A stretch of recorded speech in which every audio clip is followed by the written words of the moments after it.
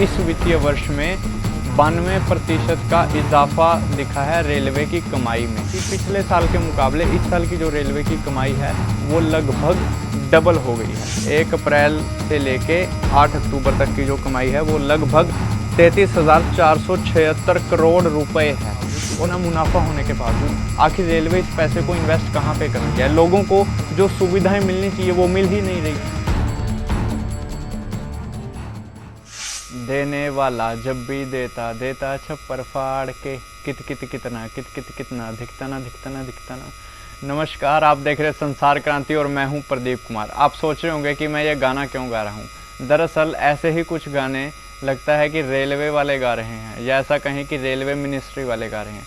और वो क्यों गा रहे हैं वो हम आपको बताएंगे, लेकिन उससे पहले हम ये बताना चाहते हैं कि आम आदमी के तो पता नहीं अच्छे दिन कब आएंगे, लेकिन रेलवे वालों के अच्छे दिन ऐसा लग रहा है कि आ गए हैं। और वो क्यों आ गए हैं वो हम आपको बताते हैं। दरअसल ऐसा कहा जा रहा है, बल्कि नरेंद्र मोदी जी का जो ट्विटर हैंडल है, यानी कि पीएमओ इंडिया का जो ट्विटर हैंडल है, उसके ऊपर आज इस बात की जानकारी दी गई है कि इस ये जो इस साल का जो वित्तीय वर्ष है ना, कि इस वित्तीय वर्ष में 92% का इजाफा दिखा है रेलवे की कमाई में। और वो कैसे है हम आपको बताते हैं। 1 अप्रैल से लेके 8 अक्टूबर 2022 के जो आंकड़े सामने आए हैं उनसे पता लगा है कि पिछले साल के मुकाबले इस साल की जो रेलवे की कमाई है वो लगभग डबल हो गई है। अब हम आपको बताना चाहते हैं कि अब तक की जो रेलवे की कमाई है, यानी कि 1 अप्रैल से लेके 8 अक्टूबर तक की जो कमाई है वो लगभग 33,476 करोड़ रुपए है। और पिछले साल इन्हीं दिनों में जो रेलवे की कुल कमाई थी वो 17,394 करोड़ थी। अब देखने वाली बात है कि लगभग 92% का इजाफा इसमें हुआ है। उसके बाद हम आपको कुछ और चीज़ें बताएंगे, लेकिन उससे पहले हम आपको ये कहना चाहते हैं कि इतनी कमाई होने के बावजूद भी रेलवे की सुविधाओं में कुछ खास सुधार नहीं हुआ है। और हम अपने दर्शकों को बताना चाहेंगे कि इसको 2 श्रेणियों में बांटा गया है। ये जो डाटा है इसको 2 श्रेणियों में बांटा है। एक तो वो यात्री जो बुकिंग करवा करके आते हैं, और दूसरे वो जो बिना बुकिंग करवाए ट्रेन में सफ़र करते, मतलब जो बिना बुकिंग करवाने वाले यात्री हैं, जो साधारण टिकट से सफ़र करते हैं वो।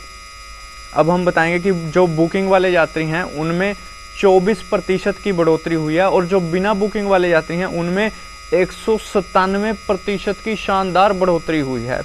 ऐसा कहा जा रहा है कि जो बिना बुकिंग वाले यात्री हैं इस साल उनकी गिनती 268.56 करोड़ है, लेकिन पिछले साल वही गिनती 90.57 करोड़ थी, यानी कि 197% का फ़ायदा हुआ है इसमें। ये जो गिनती है इसमें 197% का फ़ायदा। और जो उनसे कमाई है वो पिछले साल हुई थी 1086 करोड़, सिर्फ 1086 करोड़, और इस साल जो कमाई हुई है वो है 6515 करोड़, यानी कि बहुत बड़ा जो फासला है, अंतर है, ये कमाई में देखने को मिला है। लेकिन अब बात करते हैं कि परेशानी क्या है लोगों को।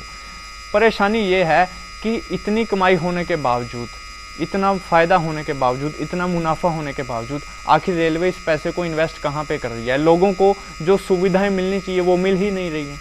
मैं दर्शकों का ध्यान उस बात की तरफ लेके जाना चाहूँगा कि आज से कुछ ही समय पहले, यानी कि कुछ ही महीनों पहले, इसी साल इसी वित्तीय वर्ष में जब रेलवे इतना मुनाफा कमा रही है, एक आदमी ऐसा भी था जिसने एक कंप्लेंट रजिस्टर की थी कि 20 रुपये की चाय के लिए उसने 50 रुपये का सर्विस चार्ज भी दिया, यानी कि जो चाय 20 रुपये की मिलती है वो उसको 70 रुपये में मिली।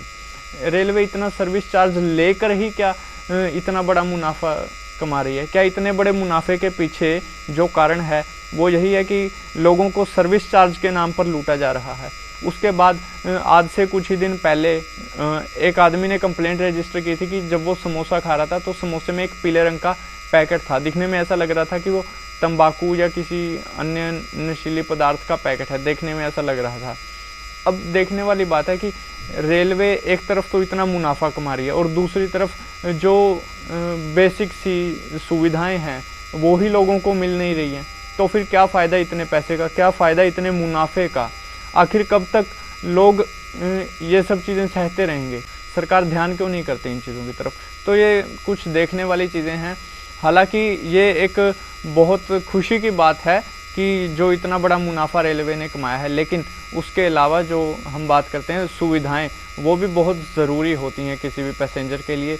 अब देखना यह है कि जो आगे के 5 महीने रहते हैं, लगभग 5 महीने जो वित्तीय वर्ष के बाकी हैं, इनमें कितना मुनाफा रेलवे कमाती है। तो इस तरह की हर छोटी बड़ी अपडेट के लिए देखते रहिए संसार क्रांति। मैं हूं प्रदीप कुमार। जय हिंद।